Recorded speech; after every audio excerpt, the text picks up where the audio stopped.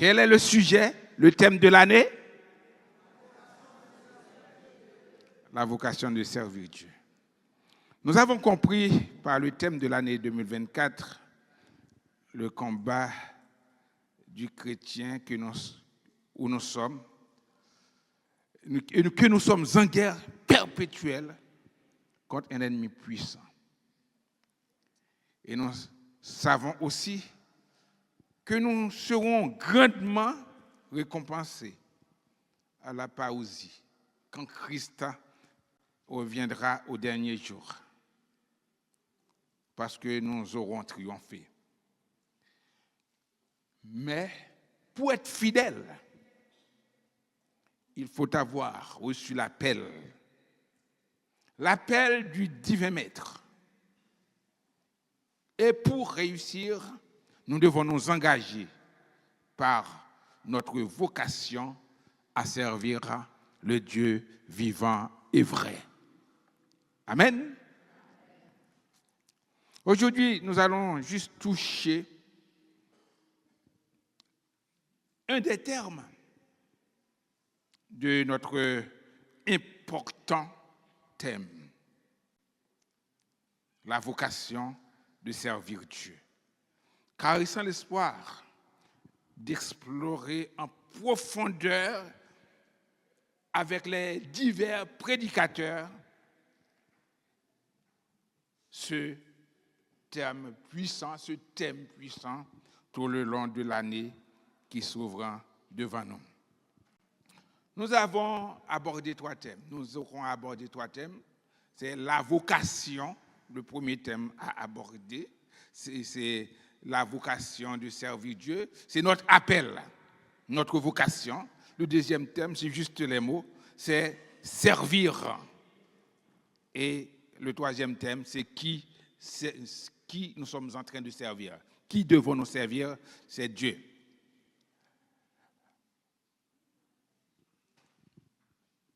Avant tout, nous devons comprendre que Matthieu est un évangéliste. Un évangéliste, il a été l'un des disciples de Christ. Il a été publicain. Un publicain, c'est quelqu'un qui est au service, comment dirais-je, à l'époque de l'ennemi, de Rome. C'est comment on peut appeler ça?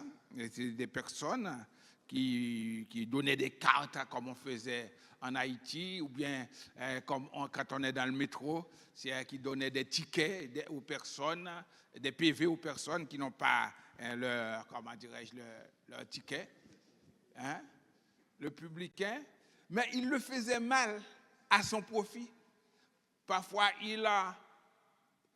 au lieu de te faire payer 50 €, il te fait payer 20 €, mais il garde le même ticket, le même PV pour donner à un autre.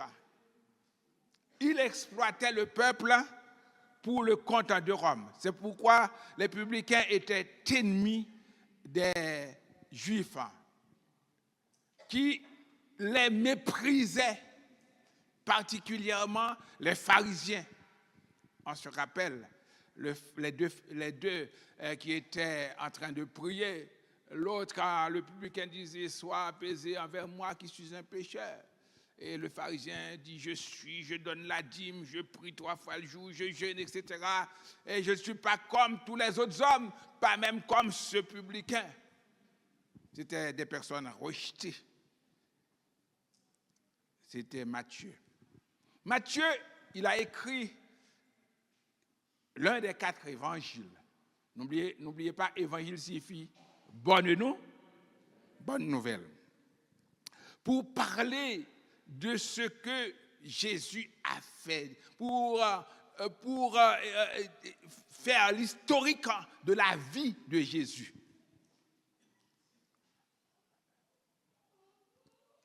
Je pense que vous savez que Marc a présenté Jésus comme le serviteur modèle. Luc l'a présenté comme l'homme fidèle, un homme qui est fidèle, le type d'homme qu'on doit être, hein, et Jean l'a présenté comme le fils de Dieu. Mais Matthieu a vu Jésus comme un roi. C'est pour cela qu'on veut, plus que dans les autres évangiles, le royaume des cieux. Et ce livre a été écrit aux Juifs.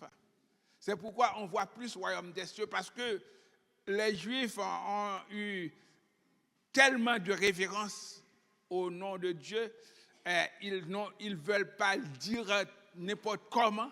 C'est pourquoi Matthieu écrit souvent royaume des cieux au lieu du royaume de Dieu. Mais c'est la même chose. Il présente Jésus comme le roi des rois, comme le Seigneur des seigneurs.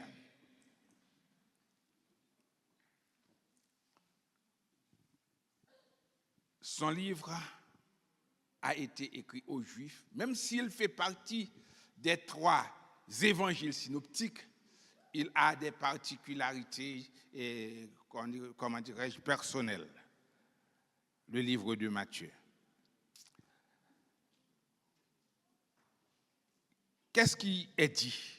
Dans la lecture qu'a faite pour nous notre diaconesse Onèse, dans Matthieu 4, si je prends les 2 versets 18 et 19, Matthieu 4, 18, 19, on peut même prendre le 20. Comme il marchait le long de la mer de Galilée, il vit 2 frères, Simon appelé Pierre et André, son frère, qui jetaient un filet dans la mer, car ils étaient pêcheurs. Il leur dit, suivez-moi et je vous ferai pêcheurs. Et je vous ferai pêcheurs, suivez-moi. Nous attaquons le premier thème, le thème qu'on va voir, on va l'attaquer, c'est l'appel de Dieu, la vocation. Normalement, on dit appel ou vocation tiré du latin vocare. On dit vocation, c'est l'appel, vocare, c'est appeler. En grec, il existe 2 mots qui traduisent en vocation ou appel. Klesis, c'est la même famille, ou kaleo, appeler. En hébreu, on dit shemlishut en hébreu, et aussi on dit Yehud. Et tout ça veut dire vocation. Yehud dati, c'est vocation religieuse. Yehud omanoti, c'est vocation artistique. Quelqu'un qui a la vocation de jouer de la musique comme fondant musicien, comme pasteur d'Orestil pour dessiner, etc. C'est une vocation, c'est Yehud omanitor. Dans la Bible, il y a diverses formes d'appel.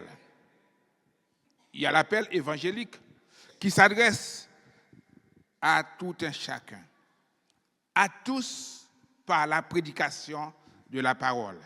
Il y a l'appel qui est dans la même veine, l'appel efficace qui agit sur les élus qui répondent par la foi. Par exemple, là, on peut prêcher, on peut parler, toutes les personnes ne vont pas répondre à la. Ça, c'est l'appel efficace. L'appel général est fait dans l'appel évangélique parce que vous savez que l'évangile est une bonne nouvelle pour le salut de quiconque. Quoi? Il y a l'appel efficace. C'est quand quelqu'un entend l'appel et répond à l'appel en donnant sa vie par la foi âgée. Il y a l'appel vocation. L'appel vocation qui incite au salut aussi, mais qui pousse à un service particulier. Amen. Quand on reçoit l'appel, la vocation, on doit pouvoir travailler avec l'appel qu'on a reçu. Nous constatons cette grande vocation, cet appel adressé par tous les hommes de suivre Jésus.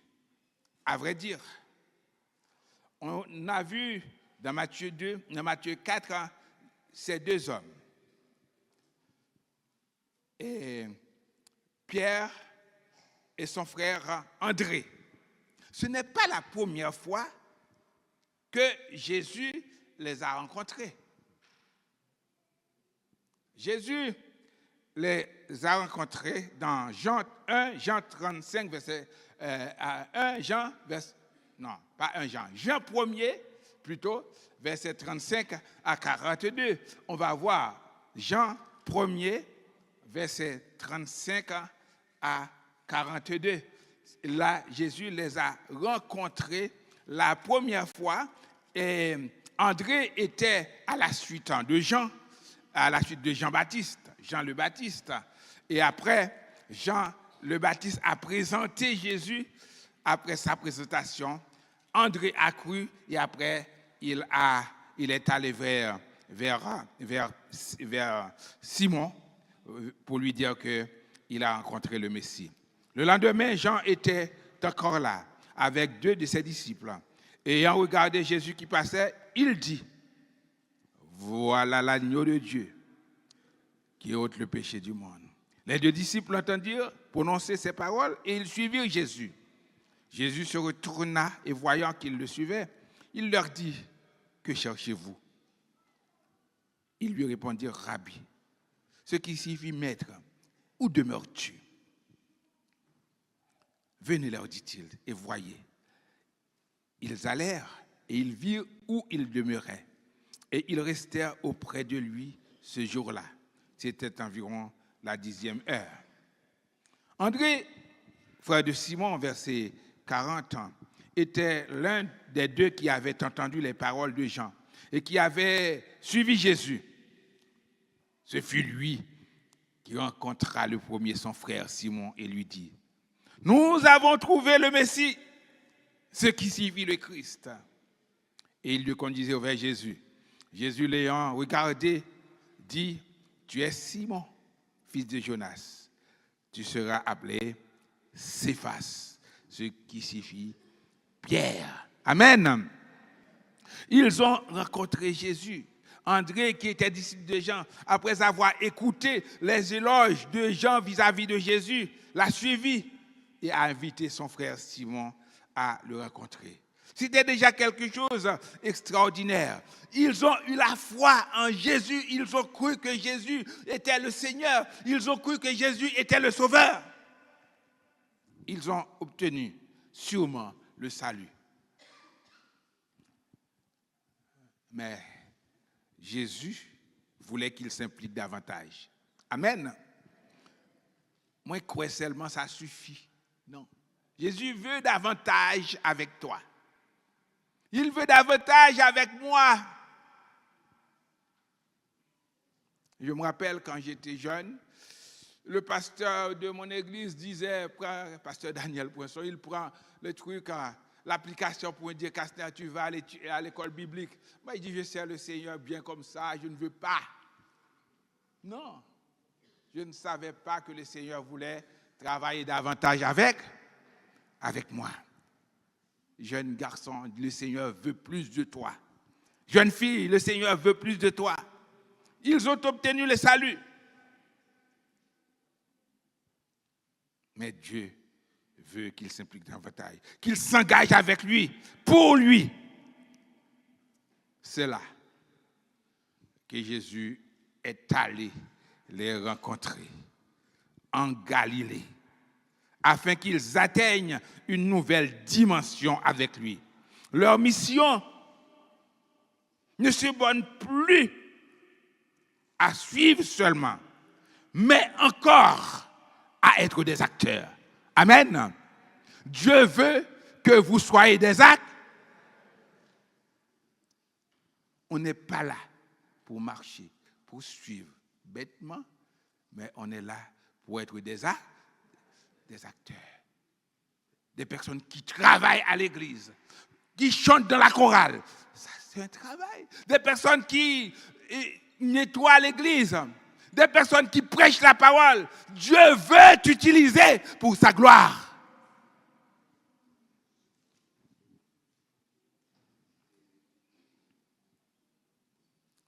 Ils étaient des pêcheurs de poissons.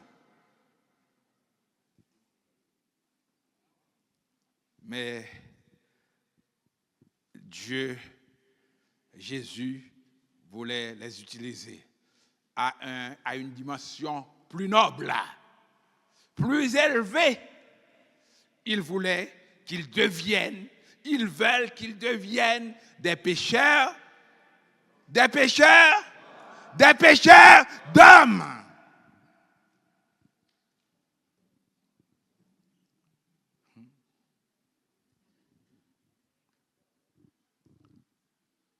Ils ont rencontré, frères et sœurs, le plus grand réformateur, le plus grand transformateur, le transformateur de la vie, le docteur par excellence, Jésus. On a vu Pierre, il s'appelait Simon. Dès qu'il a rencontré Jésus, dans Jean 1er, Jésus lui dit, tu t'appelles Simon, maintenant tu vas être appelé Céphas. Ça signifie que dès qu'on rencontre Jésus, il doit avoir une transformation. Il doit avoir un changement. Vous ne pouvez pas rester tel que vous avez été.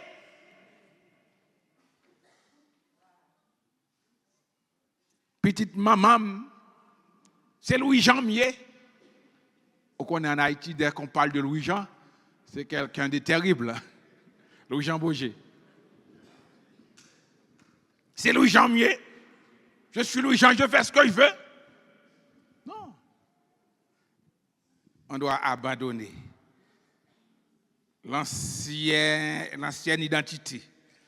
On doit prendre une nouvelle dimension, entrer dans la gloire de Dieu, pouvoir toucher les hommes, changer les hommes, sauver les hommes.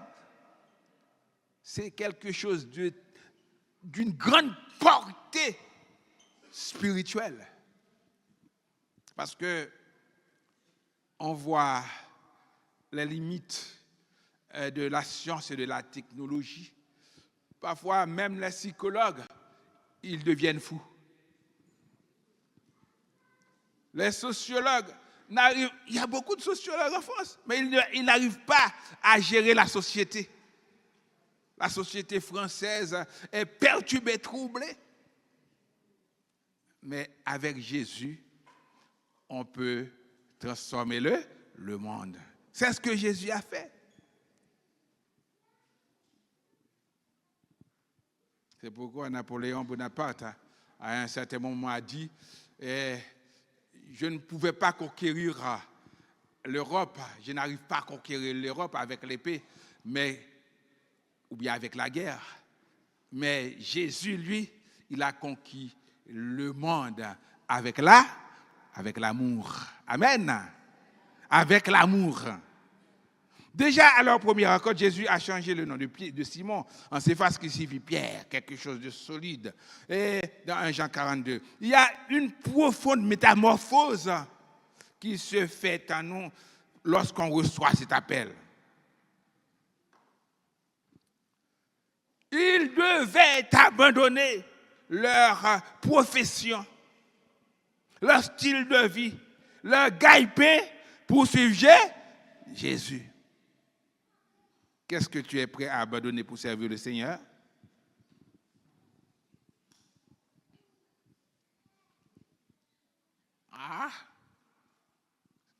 C'est ça que je sais faire, je vais le faire. Je n'ai pas le temps pour venir servir à l'église, je n'ai pas le temps, etc., etc.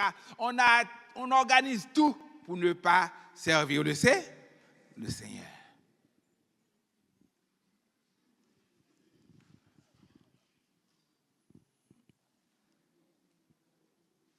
C'est important. Qu'est-ce qu'ils ont fait d'après le passage? Ils ont tout laissé. Ils ont tout laissé. Ils n'ont pas dit, moi, qu'est-ce que je vais donner à ma famille? Qu'est-ce que je vais donner à manger à ma femme, à mes enfants? Et si vous voulez servir le Seigneur pour avoir les biens de ce monde, vous perdez votre temps. Jésus nous appelle. pour pouvoir abandonner. Si quelqu'un aime le monde, l'amour du Père n'est point tant. N'aimez point le monde ni les choses qui sont dans le.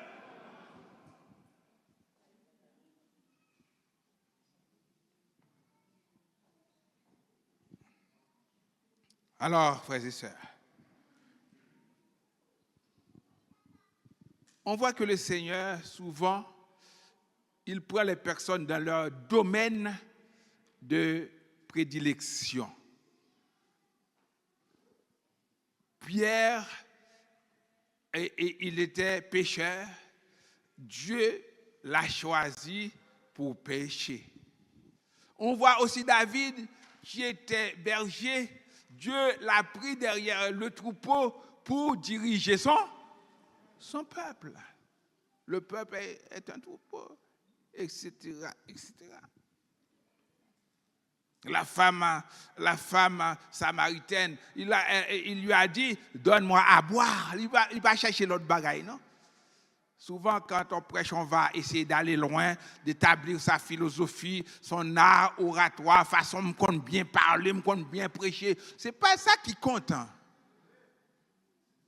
Ce qui compte, c'est partager le Seigneur avec la personne. Tu rentres dans le domaine, comment dirais-je, de la personne. C'est ce que Jésus a fait. Alors, frères et sœurs, nous constatons clairement que la vocation n'est pas seulement un appel au salut, mais c'est un appel au service. Ils étaient appelés au salut dans Jean 1er, mais maintenant, ils sont appelés à travers. Nous devons comprendre que notre vocation n'est pas d'un homme non plus. Fut-il un grand mentor, quelqu'un qui a de la connaissance pour nous guider? Non, notre vocation n'est pas d'un homme. La vocation que nous avons doit venir de Dieu. Quelle est ta vocation? D'où vient ta vocation? 1 Samuel, chapitre 3, verset 1 à 14, on va essayer de lire ça vite fait.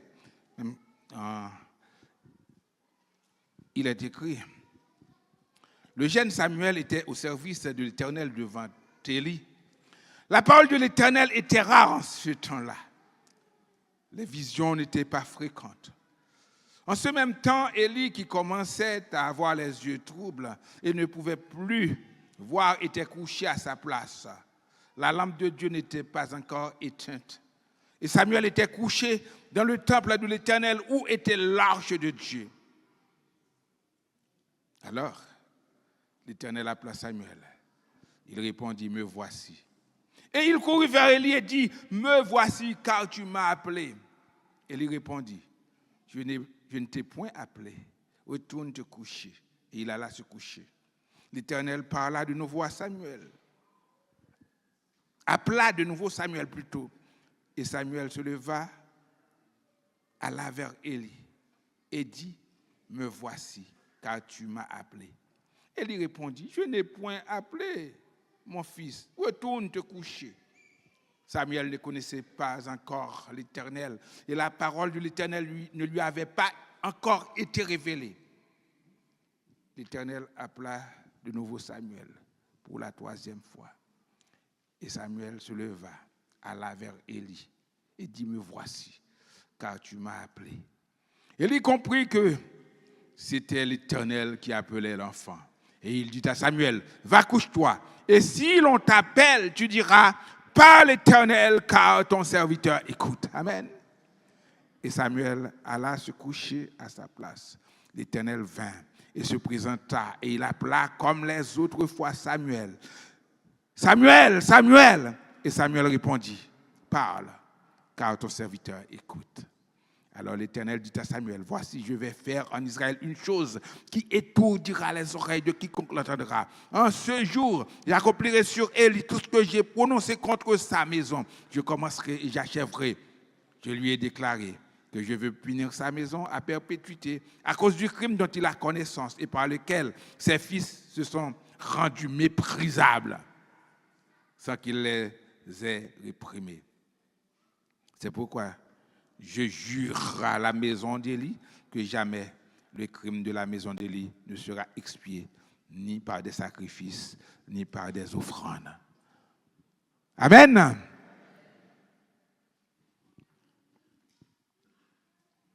Samuel avait confondu la voix du Seigneur à celle d'Élie. Cela peut souvent arriver quand on n'a pas encore rencontré personnellement le Seigneur. On ne peut pas reconnaître sa voix. Frères et sœurs, la vocation divine peut intervenir de différentes manières.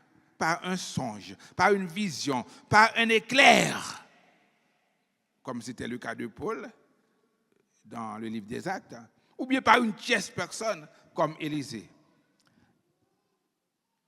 Il faut admettre, nous devons admettre que nous ne sommes pas appelés pour assouvir les caprices d'une personne, la volonté d'un homme ou d'une femme. Bon Dieu, parlez-nous pour nous faire mon plaît.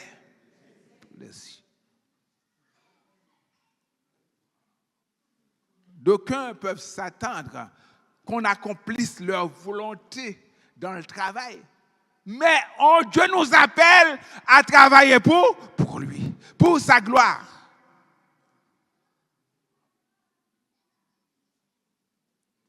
Malgré ses failles, Élie a été honnête avec Samuel.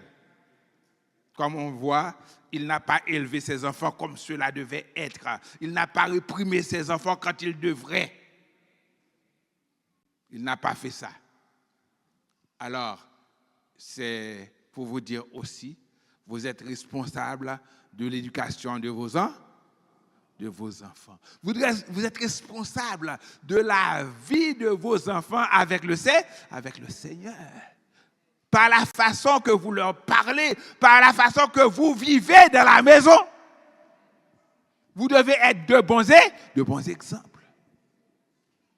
Il faut savoir dire non quand il faut dire non et oui quand il faut dire oui.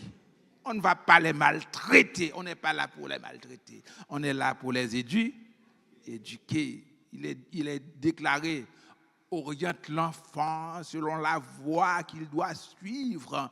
Quand il sera grand, il ne s'en détournera pas. Il ne faut pas te laisser aller. Ah, c'est Timoun la France. C'est Timoun la France. C'est grand pays. Je vous dis, si vous ne les éduquez pas, c'est la rue qui va les éduquer. C'est la police qui va les éduquer. La police qu'on fait un pile merveille avec Timoun yo, ils maltraité, ils mettent pied sous cou, ils coup de pied, coup de botte. Parce que ils joignent dans la rue à n'importe quelle heure, dans la drogue ou à faire n'importe quoi. Mais nous savons qu'on ne peut pas vraiment faire comme on doit. Mais si on se consacre vraiment au Seigneur, Dieu va nous donner les moyens pour élever les enfants.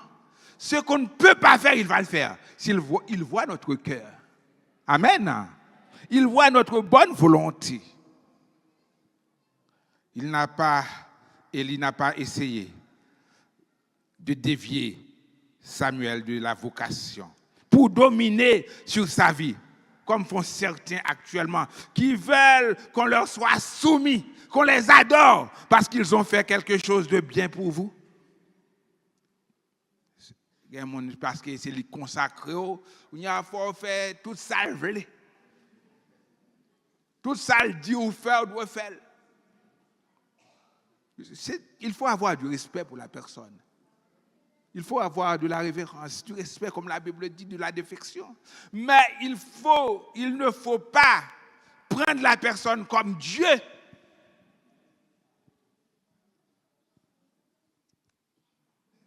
Il est clair, tu ne dois pas avoir d'autres dieux devant la face du Seigneur. Dieu nous appelle, frères et sœurs. Mais qu'est-ce qu'on fait avec ça, avec notre vocation?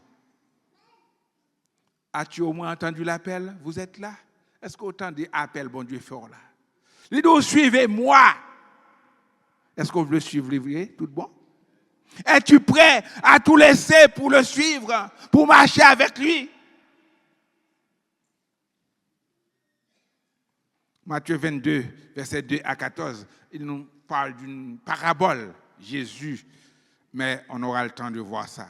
Beaucoup ont méprisé et refusé l'appel qui leur a été fait dans ce passage. Ils ont dit, pas de temps, j'ai des bœufs à traiter, à acheter, j'ai autre chose à faire, j'ai ma fille qui se marie. Ils ont méprisé l'appel du roi, mais ils n'ont pas pu participer à la fête et ils étaient rejetés.